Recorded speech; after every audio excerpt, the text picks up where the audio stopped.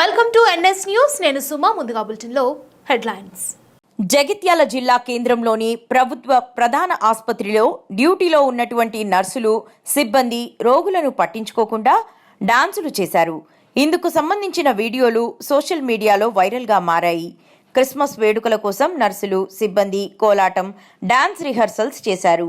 పేషెంట్ల పక్క రూమ్లోనే వీరు నృత్యాలు చేశారు.